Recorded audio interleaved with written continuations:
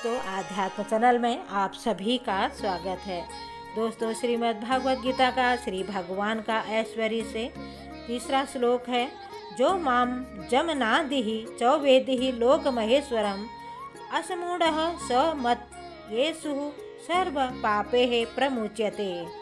जो मुझे अजन्मा अनादि समस्त लोगों के स्वामी के रूप में जानता है, मनुष्य में केवल वही मोहरहित और समस्त पापों से मुक्त होता है। इसका मतलब है कि जैसे ही 7वें अध्याय में कहा गया था, मनुष्याणाम सहस्रेषु कंचिदधाति सिद्ध्यते। जो लोग आत्म साक्षात्कार के पथ तक उठने के लिए प्रयत्नशील होते हैं, वे सामान्य व्यक्ति नहीं हैं।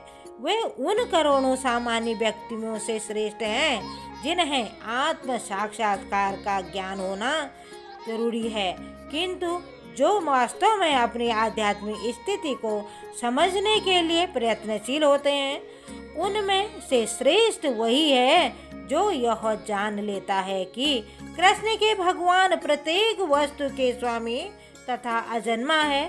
वही सबसे अधिक सफल अध्यात्म ज्ञानी है। जब वह कृष्ण की परम स्थिति को पूरी तरह समझ लेता है, उसी दशा में वह समस्त पाप कर्मों से मुक्त हो पाता है। यहाँ पर भगवान को अज अर्थात अजन्मा कहा गया है, किंतु वो द्वितीय अध्याय में वर्णित उन जीवों में से भिन्न है जिनमें अज कहा गया है। भगवान जीवों से भिन्न है, क्योंकि जीव भौतिक आसक्तिवश जन्म लेते तथा मरते रहते हैं। बद्धजीवी अपना शरीर बदलते रहते हैं, किंतु भगवान का शरीर परिवर्तनशील नहीं होता है। यहाँ तक कि जब वे इस लोक में आते हैं तो भी वे उसी अजन्मा रूप में आते हैं। इसीलिए चौथे अध्याय में भी कहा गया है कि भगवान अपनी अंतरंगा शक्ति के कारण अपराध शक्ति माया के अधीन नहीं है, अपितु पराम शक्ति में रहते हैं। और इसी प्रकार जब मनुष्य को यह जानना चाहिए कि भगवान कृष्ण ब्रह्मांड में सभी लोगों में परम स्वामी है, सृष्टि के पूर्ण है, अपनी सृष्टि से वह भिन्न भी है। सारे देवता भौतिक जगत के उत्पन्न हुए, किंतु कृष्ण जन्मा है। यही ब्रह्मा तथा शिवजी जैसे बड़े बड़े देवताओं से भी भिन्न है, और ब्रह्मा शिव तथा अन्य समस्त देवताओं की श्रेष्ठता है, अथवा वे समस्त लोगों के परम पुरुष भी हैं। जो श्री कृष्ण उस हर वस्तु से भिन्न है जिसकी सृष्टि हुई है, और जो उनमें इस स्वरूप में जान लेता है, वह तुरंत ही सारे पाप कर्मों से मुक्त हो जाता है। परमेश्वर का ज्ञान प्राप्त करने के लिए मनुष्य को समस्त पाप कर्मों से मुक्त होना पड़ता है।